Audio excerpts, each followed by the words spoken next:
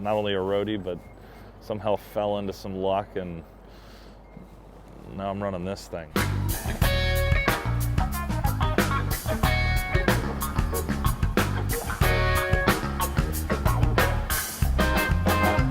I'm Trey Kerr, CEO of Gateway Studios and Production Services, and welcome to Gateway Studios.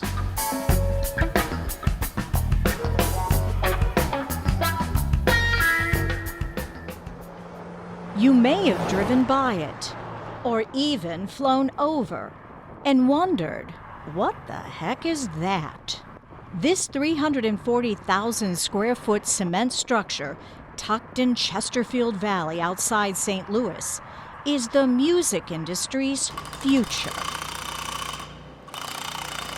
Soon these walls will be rocking the sounds of the world's biggest names in music. Anyone from Phish to Hall & Oats to Green Sky Bluegrass, what we're trying to do is reestablish the music industry here in St. Louis. The centralization of St. Louis was key to that.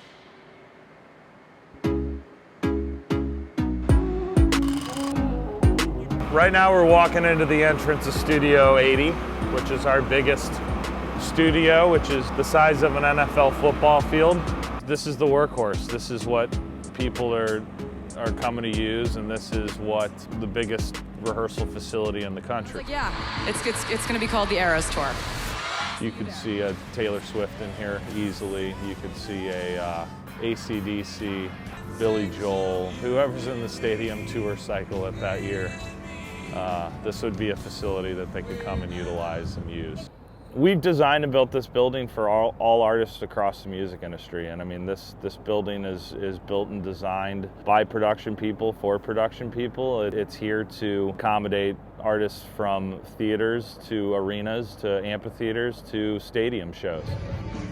It's here for them to tech, rehearse, produce, fine-tune, get things ready before artists go out on the road.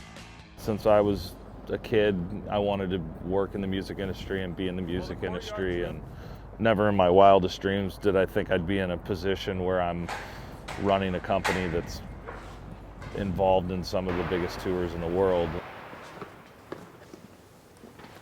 When I was 18, I was looking around and I'm sitting around backstage and I'm going, this is what I want to do when I grow up. When I jumped off, I had a bucket full of dots. That was 22 years ago, backstage with the band Phish.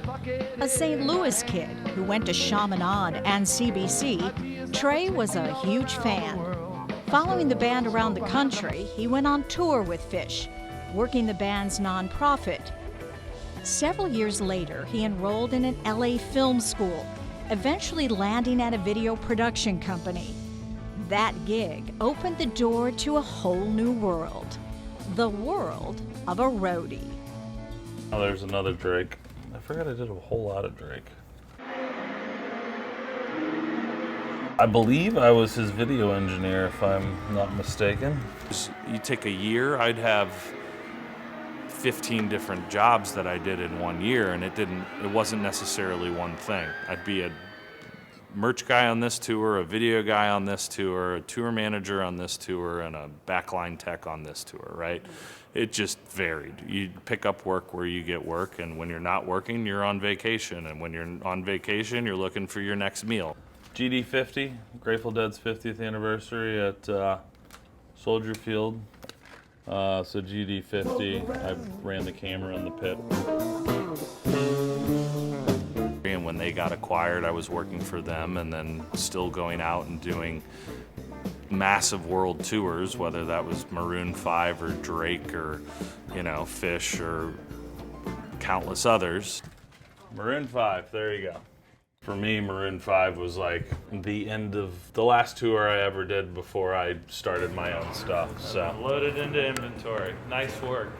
I was at a position in my life where I needed to make the next step forward and basically jump off the cliff. And, I went and made a business plan, and I built my first company, which was 201 Productions.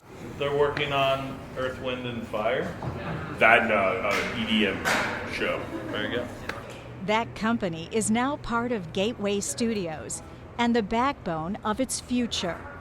A future that is banking on Missouri tax incentives to draw artists to do business here in the Show Me State. Artists generate revenue from concerts now, not from record sales and album sales. There are these mini economies that are running around the country. And what we're trying to do is obviously get a piece of that pie here in Missouri. And then Mama took me to After all, music is in the DNA of St. Louis. Through the years, a venue for blues, jazz, bluegrass, and even rock and roll. But not anymore. Gateway Studios and its Roadie CEO are hoping to change all that. This is a company that was built by roadies for roadies. How we doing? Is the doors into the courtyard open? Yeah. All right, cool. If I had listened to some of the people that were giving me advice back then and telling me to get off my butt and get a real job, I don't know where the hell I'd be. Dumb luck is all I've ever had. And, you know, if I changed anything, who knows? That could alter, you know, the butterfly effect. That could alter the whole pathway and you know, I'm working at Burger King right now. I don't know. Where does this CEO and now father of two see Gateway Studios in 10 years? You know, I hope it's on the cover of Rolling Stone magazine and they're saying it's, you know, this is the greatest place to start your tour and you know, this is the place where innovation and ideas come together to make rock and roll history.